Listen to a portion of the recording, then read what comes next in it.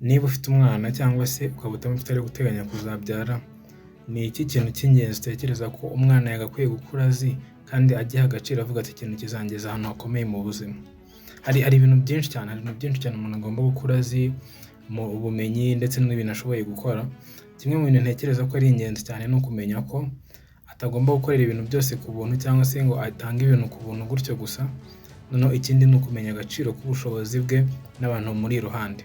Mpereye ku cya mbere cyo kudakorera ibintu ku buntu, ni ukubera ko iyo ukorera abantu ibintu ubuntu buri gihe, utajya wishyuza abantu cyangwa se usaba ko hagira ubwishyu runaka batanga, usanga abantu badaha agaciro ibyo bakorera, cyangwa se ukazagera kuri rwa rwego abantu bagufatirana bakajya bareka ubakorera ibintu runaka ariko bo ntibumve ko hari ikintu kimwe bagomba kuguha.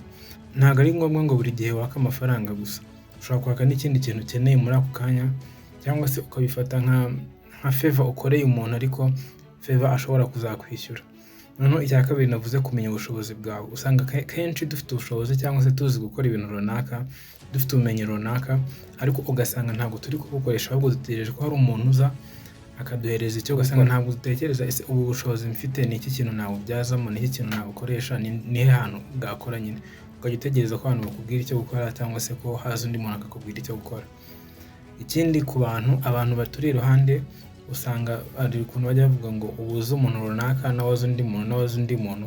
Hari igihe uba ukeneye ibintu ariko ntumenye ko ushobora kubibona ku bantu bakuri iruhande, ukaguma ujya ushakishiriza kure, nyamara ibyo bintu wari ukeneye byarahoze biri iruhande rwawe cyane. So ikintu kimwe nabwira umwana wanjye rero, ntugakorera ubuntu buri gihe. Hari igihe ushobora gufasha abantu ntabwo ari bibi, ariko ntugakorera ubuntu buri gihe. Icya kabiri ni uguha agaciro ubushobozi ufite. Icya gatatu ni uguha agaciro abantu bakuri iruhande.